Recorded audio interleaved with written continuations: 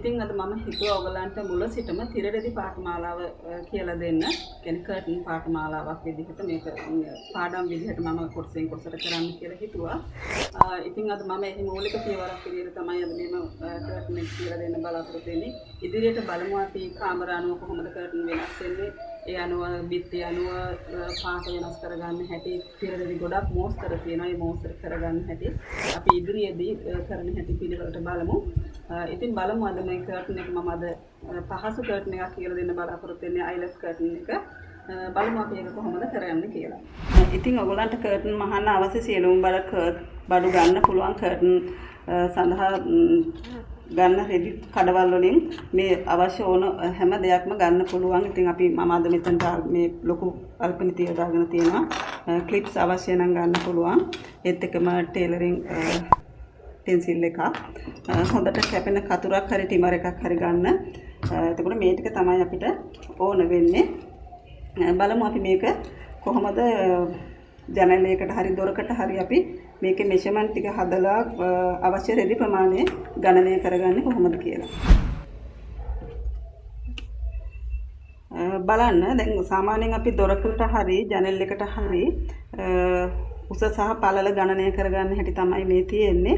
එතකොට දැන් ඔයාලා හිතන්න මේ ජනේලයක් නම් ජනේලේ උඩින් අපි බීරලු ලැටිස් ඒ වගේ ගහලා තියෙනවා. කොහොම හරි ජනේලේ ෆ්‍රේම් එක තමයි මේ තියෙන්නේ. ඊට පස්සේ මම මිමි ගන්න ප්‍රමාණවල තමයි මේකේ දාලා තියෙන්නේ. ඊට පස්සේ මේ මිමි හදාගන්න හැටි තමයි මෙතන ඔයාලට පැහැදිලිව මම ලියලා තියෙන්නේ. අපි දැන් මේක අයිලට් ටේප් එක ගනිද්දී අපි දැන් සාමාන්‍යයෙන් මෙන්න මේ වගේ කෑල්ල මෙහෙම බලනකොට ඔයාලට පේනවා මෙන්න මේ කෑල්ල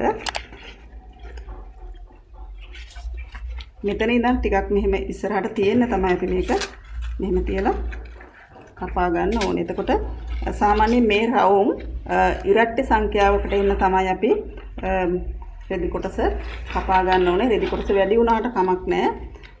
මේ ඉරට්ටි සංඛ්‍යාවක් එන විදිහට තමයි මේක අපි ගන්න ඕනේ. මේ කියන්නේ මේ රවුම් සංඛ්‍යාව ඉරට්ටි සංඛ්‍යාවක් එන්න තමයි අපි ගන්න ඕනේ. සාමාන්‍යයෙන් මේ කර්ටන් මැටීරියල් 60 පළල තියෙනවා, 45 පළල තියෙනවා, 90 පළල තියෙනවා, 110 පළල රෙදි තියෙනවා. ඉතින් ඔයාලා මේක කැමැති උසක් අරගෙන මේ මිමි සටහන් විදිහට රෙදි කොටස කපා ගන්න. කන පිට පැත්තෙන් අපි අඟලක් මෙතන ඉඳන් අඟලක් කියන්නේ ටේප් එක ඇල්ලෙන ප්‍රමාණය මෙහෙම ලකුණු කරලා ඊට පස්සේ ඔයාලා මේ ගානට නමන්න. නමලා ඔයාලට පුළුවන් මේක ක්ලිප් කරගන්න පුළුවන් මේ විදිහට. නැත්තම් අපිට මේක ටේප් එක ඇල්ලෙන කොටස තමයි මේ උඩ කොටස. නැත්තම් අඟලට හිටින්න මේක තියලා අයන් කරගන්න පුළුවන් දිගටම. ඊට පස්සේ තමයි අපි මහන්න ගන්නෙ. ගන්න මම මේක දැන් අයන් කරලා මෙතන අඟලක් හිටින්න අයන් කරලා මම මේක ටේප් එක මෙහෙම තියලා තියෙන්නේ. එතකොට මෙතන අපි ඉතුරු කරලා තියෙන වාටේ මහන්න අඟල් දෙකක් ඉතුරු කරලා තිනවා. එතකොට මේ රින් එකේ ඉඳන් ඉන්න මෙතනට යනකම් මම මේ ටික කපලා තියෙනවා. ඊට පස්සේ අපිට තියෙන මේක දිගටම එකම ගානට හිටින්න මහගෙන යන්න බලමු.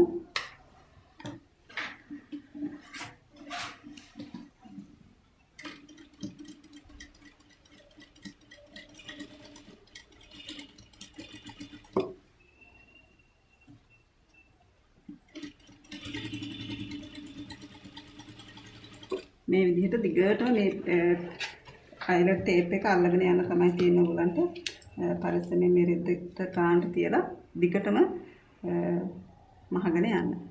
මෙතන මම රෙද්ද මගේ පල්ල මැද හින්දා මූට්ටු කරලා තියෙන්නේ. රෙද්ද මූට්ටු කරලා අපි මේ මූට්ටුව මේ වැහුම් ආසි දෙපැත්තට යන්න හොඳට අයන් කරලා ගන්න. ඊට පස්සේ මෙතන දෙපැත්තට මේ විදිහටම තියලා තමයි මේක මූට්ටු වෙන්න ඕනේ.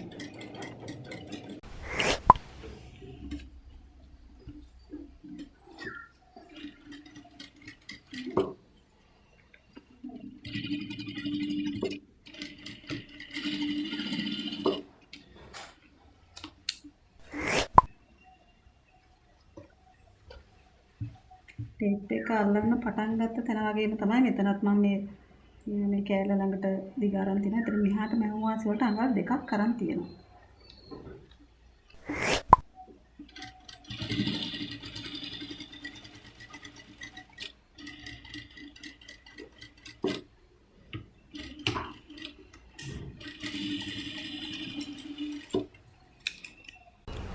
ටේප් එක අල්ලගත්තට පස්සේ ආපහු දැන් මේ පැත්තට හරවලා මෙතන ඉඳන්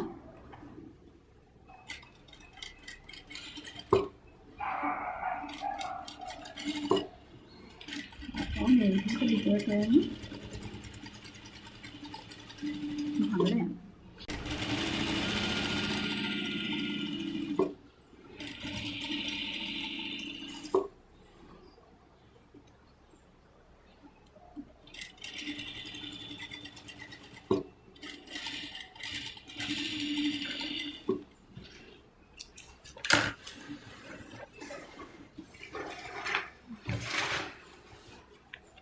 මේක මෙන්න මේක දිගේ මේ විදිහට වාටියක් මහනවා මෙන්න මේ විදිහට නමලා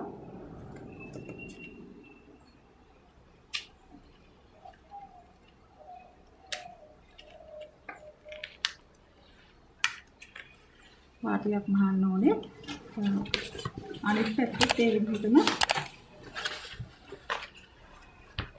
මේ විදිහට නමලා ඉතින් වාටියක් මහ ගන්න ඕනේ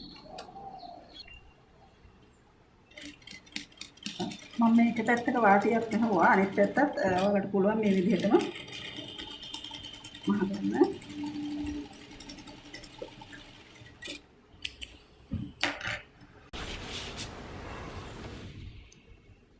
බලන්න මේකේ දැන් මම ජනේලේ උස හරි දොරේ උස හරි සම්පූර්ණ සෙයි හතක් එකතු කරලා තියෙන්නේ.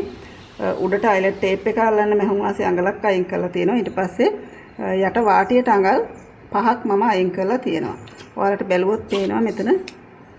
මෙහෙන් බැලුවොත් මම අඟල් 5ක් තමයි මෙතන ඉඳන් මෙතනට තියෙන්නේ. ඊට පස්සේ අපි මේක අඟල් 4:00ට හරි 4ට හරි හිටින්න මෙහෙම නමලා අයන් කරලා ගන්නත් පුළුවන් නැත්නම් අල්පනිත ගහලා ගන්නත් පුළුවන්. මෙහෙම එක දිගට ඔයාලට තියෙන්නේ වාටියක් මහගෙන යන්න ලස්සනට. ඊට පස්සේ අපි මේකට මේක දාන්න අපි මෙන්න කරලා බලන්න මෙන්න මේ රවුම් වටේ මේක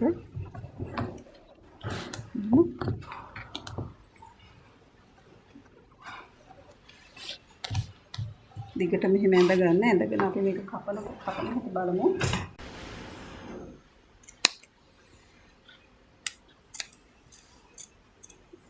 මේක ඔයාලට ටිමර් එකක් හරි පාවිච්චි කරන්න පුළුවන් නැත්නම් හොඳට මේ කැපෙන කතුරකින් මේක මේ ගානට රවුමට කපා ගන්න තියෙන්නේ.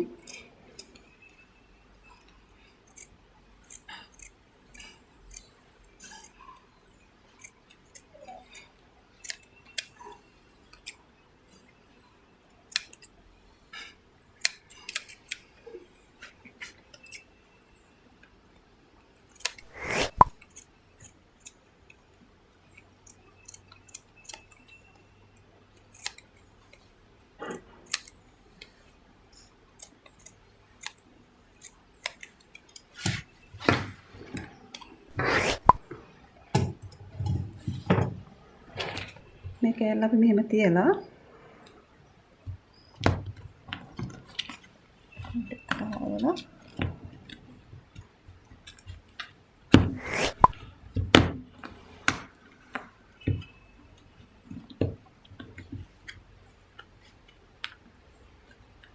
තද කරගන්නයි තියෙන්නේ.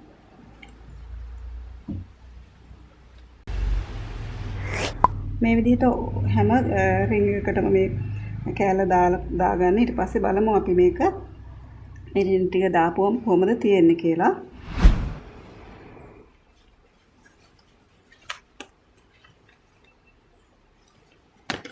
ඊට පස්සේ අපි මෙන්න මේ අරගෙන මෙහෙම දාන්න.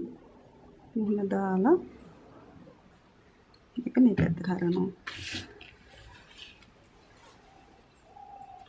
ඊට පස්සේ පුළුවන් අපිට මේක පෝල් එකට දාන්න.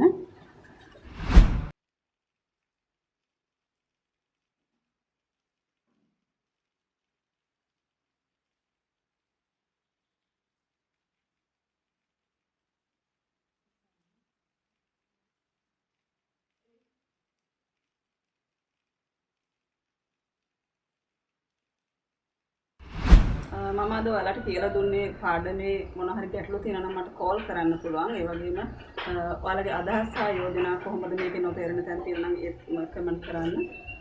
ඒත් එක්කම මගේ වීඩියෝ යාළුවන්ට බලන්න ෂෙයා කරන්න අමතක කරන්න එපා. වීඩියෝට ඔයගොල්ලන් කැමති නම් ලයික් එකක් දාන්න, සබ්ස්ක්‍රයිබ් කරන්නත් අමතක කරන්න එපා. ඉතින් තවත් මෙවැනි පාඩමකින් අපි හමු වෙමු. ආයුබෝවන්.